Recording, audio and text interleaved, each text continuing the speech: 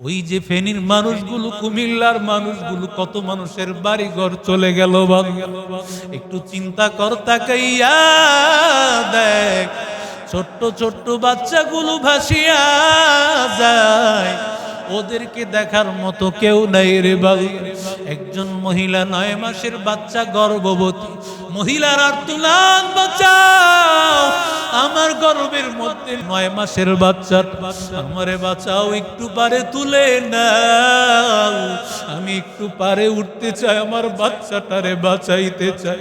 কত মানুষের বাড়ি ঘর চলে গেল, কত মানুষের পশু পাখিগুলো চলে গেল, কত সম্পদ পানির মধ্যে একাকার হয়ে গেল। আল্লাহ বলে, বান্দা আমি আল্লাহর সব ক্ষমতা আছে রে বান্দা, আমি আল্লাহকে ভয় কর রে মুমিন, আমি আল্লাহকে ভয় কর। আল্লাহ তাআলা ছাড়া কেউ নাই। আল্লাহর কাছে বলো, আল্লাহ আমরা বাংলাদেশ বড় দুর্বল, আয় আল্লাহ তাকাইয়া দেখো কুমিল্লা, ফেনী, লক্ষ্মীপুরের মানুষগুলো আল্লাহ কত বিপদের মধ্যে আছে। শুনলাম নাকি নারায়ণগঞ্জে আসার সম্ভাবনা আছে, বাঁধ ভেঙ্গে হয়তো এদিকেও চলে আসতে পারে। বুঝা যায় না রে বান্দা, যেই বাঁধ কখনো খোলা হয় নাই 30 বছর পরে খুলে দিয়েছে। সব তো আল্লাহর কুদরতি খেলা, কিন্তু আল্লাহ যারা দুষ্টামি করেছে, যারা ষড়যন্ত্র করেছে, ওদেরকে তো আল্লাহ তাআলা ছেড়ে দিবেন না। এই জন্য বান্দা, কত অসহায় আল্লাহর গোলাম, ওরা তো জানতো না 2 দিন আগে ওদের এই অবস্থা হবে। কথা কন না কেন? যাদের এত সুন্দর বাড়ি ঘর, একটা মাত্র সম্বল ছিল, গরিব মানুষগুলো ছোট্ট একটা ভিটা ছিল, ছোট্ট একটা বাড়ি বানাইছে বাংলা, ওদের বাড়ি নাই, ঘর নাই। কত মানুষ মারা গেল। বিভিন্ন ফেসবুকে দেখা গেল সেই ফেনীর মধ্যে নাকি প্রায় 400 জন মারা গেছে। কারণ কত মানুষ মারা গেছে খবরও নাই, কারণ স্পিড বোট ছাড়া সেখানে যাওয়াই যায় না, এমন পানির স্রোত। আল্লাহর কাছে দোয়া করা লাগবে।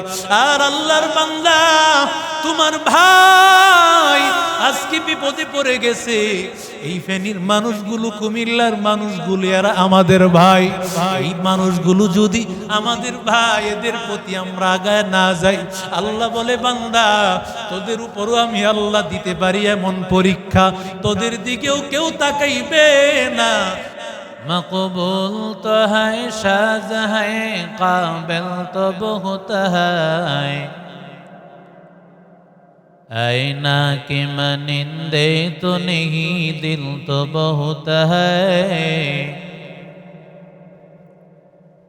आईना की मनिंदे तो नहीं, दिल तो बहुत है।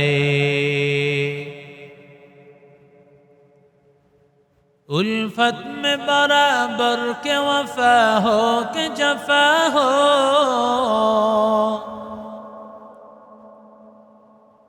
उल्फत में बराबर के वफा हो के जफा हो,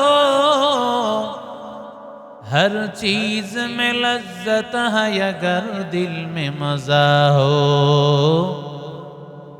हर चीज में लज्जत है अगर दिल में मजा हो। সকলে পড়ি আলহামদুলিল্লাহ। मोहतरम मुआज़्ज़ज़ काबिल एहतराम उलमाए कराम, मुरब्बियान इज़ाम, যুবক ভাইয়েরা, স্নেহের মাসুম বাচ্চারা, পর্দার অন্তরালের মা ও বোনেরা, আল্লাহ তাআলার দরবারে অসংখ্য গণিত শুকর যে আল্লাহ আমাদেরকে আজ পর্যন্ত হায়াতে রেখেছেন, সুস্থ রেখেছেন, দিল ও দিমাগ ভালো রেখেছেন। জুমার দিন জুমার মসজিদে উপস্থিত হওয়ার তৌফিক দান করেছেন। এজন্য দিল থেকে কালিমাতুশ শুকর আদায় করি, আলহামদুলিল্লাহ।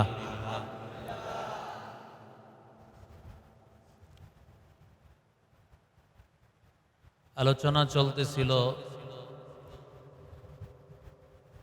হযরত মুসা আলাইহিস সালাতু ওয়াস সালাম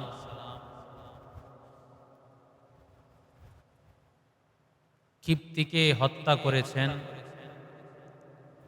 হত্যাটা ছিল অনিচ্ছাবশত। তিনি শাসন করার জন্য থাপ্পড় মেরেছেন, কিন্তু নবীর শরীরের শক্তি বেশি বিধায় থাপ্পড় মারার সাথে সাথে মরে গেছে। তখনও তিনি নবী হন নাই, বয়স মাত্র ৩০ বছর। আল্লাহ তাআলা এরপরে হযরত মুসা আলাইহিস সালাতু ওয়াস সালামকে নিলেন মাদিয়ানে।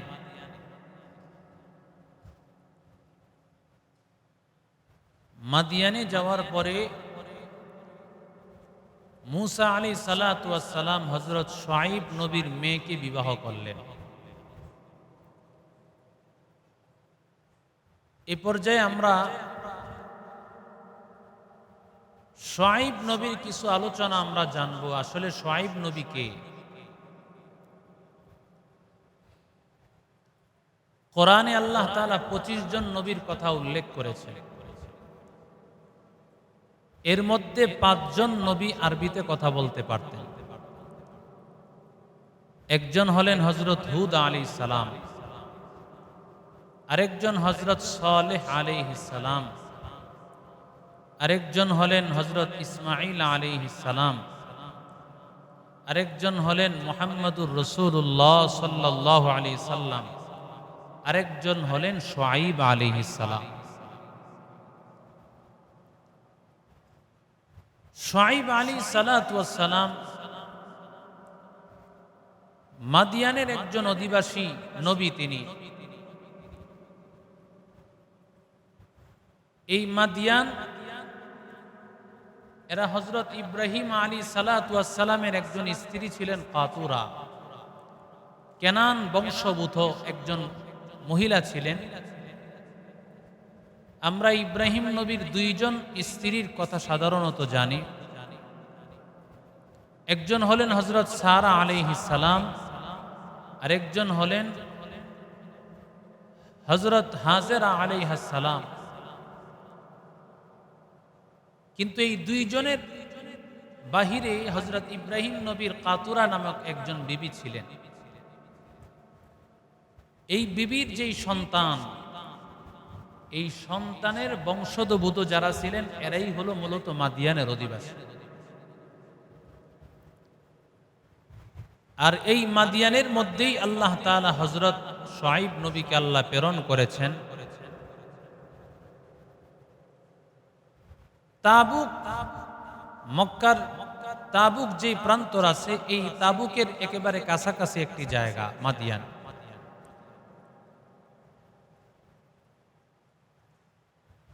এই মাদিয়ানের মধ্যে আল্লাহ তাআলা নবী শুআইব আলাইহিস সালাতু ওয়াস সালামকে প্রেরণ করেছেন।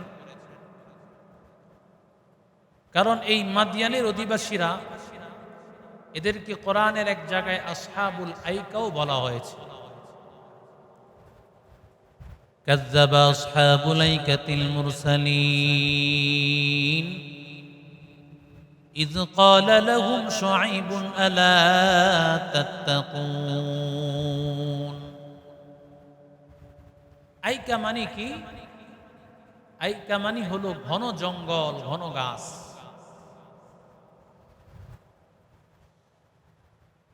এই ঘন গাছ শুআইব নবীর যে উম্মত ছিল এরা ওখানে বসবাস করতেন এবং তারা গাছের পূজাও করত।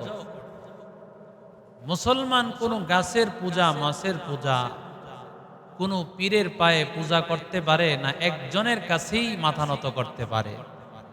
কথা বলেন?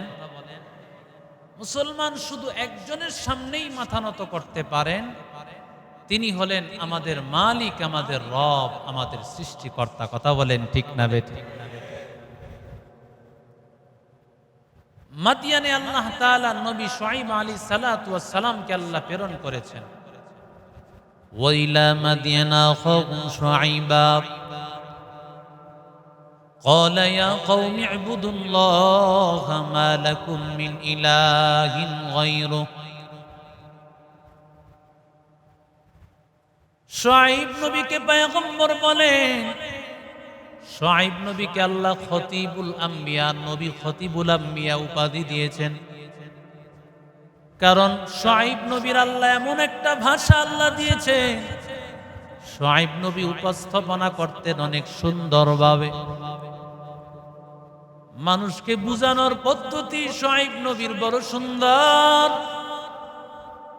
এজন্যই পয়গম্বর শুআয়ব নবীর উম্মত শুআয়ব নবীকে খতিবুল আম্বিয়া উপাধি দিয়েছে। সমস্ত নবীদের খতিব। শুআয়ব নবী কি সুন্দর ভাষায় তার উম্মতকে দাওয়াত দেন। উম্মতের দল আল্লাহর ইবাদত কর, আল্লাহ ছাড়া কারো সামনে মাথা নত করা যায় না, একমাত্র মাথা নত করা লাগে একজনের সামনে। ইয ক্বালা লাকুম শুআয়বুন আলা তাত্তাকুন, শুআয়ব নবী বলেন আল্লাহকে ভয় করো।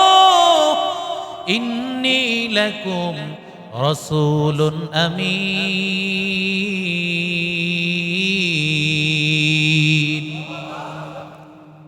আমি তোমাদের রাসূল, বিশ্বস্ত একজন মানুষ। ফাত্তাকুল্লাহ ওয়া আতিউন, আল্লাহকে ভয় করো, আমাকে মানো।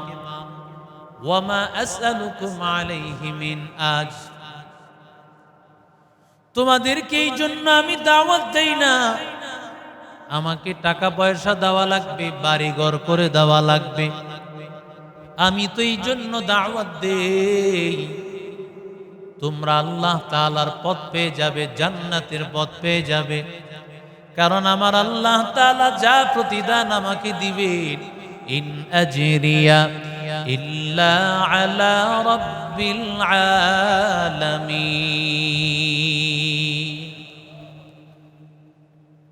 সবচেয়ে বড় প্রতিদান আমার মালিক আল্লাহ তাআলা আমাকে দিবে। পয়গম্বর শুআয়ব আলাইহিস সালাতু ওয়াস সালাম মাদিয়ানের অধিবাসী।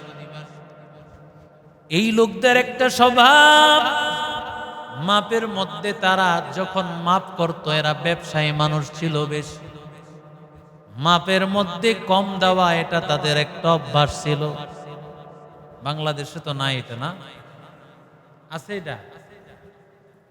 বাংলাদেশ ডিজিটাল হইছে, চুরিও ডিজিটাল হইছে, ঠিক না বে ঠিক? হুজুর মাল কিনেছেন 1 কেজি 5 গ্রাম হয়েছে, ওজন দেওয়ার পর পাশে আর একটা দোকানে আদা কিনতে গেছেন, সেখানে গিয়ে আর একটু ওজন করছে, দেখেন 900 গ্রাম, 15 গ্রাম নাই, 15 গ্রাম 150 গ্রাম, না 150 গ্রাম নাই হয়ে গেছে। এবার আল্লাহর বান্দা,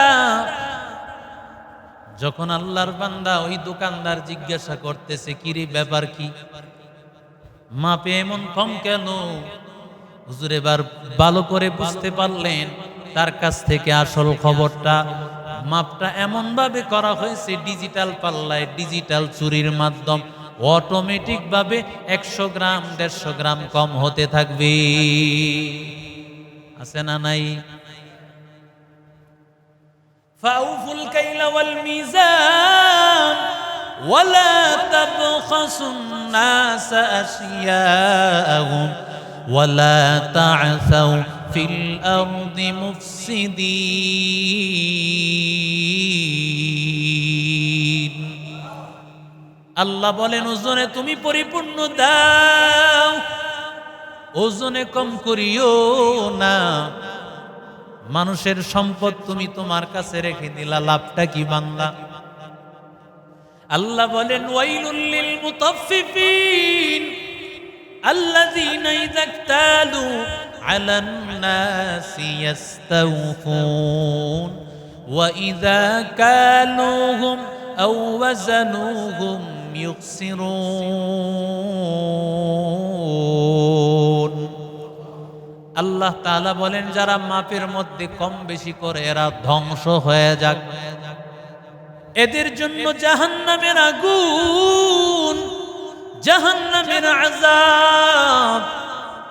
যারা মাপ দেওয়ার সময় অন্যর কাছ থেকে যখন মেপে নেয়, পরিপূর্ণ বুঝে নেয়, নিজে যখন অন্যের কাছে মাপ করে দেয়, তখন কমায়া দেয়, ডিজিটাল পাল্লার মধ্যে অটোমেটিক 100 গ্রাম 150 গ্রাম কমাইয়া রাখে। আছে না নাই? কথা কন না যেন। এরি আল্লাহর গোলাম, মালের মধ্যে তুমি দুর্নীতি করিও না, কারণ আল্লাহ তাআলা তোমাকে একজন আছেন, তিনি দেখতেছেন। মালের মধ্যে তোমার 2 নম্বর না 1 নম্বর, দুনিয়ার কেউ যদিও না জানে গোলাম, আমার আল্লাহ তাআলা দেখতেছেন, আমার আল্লাহ তাআলা বুঝতেছেন।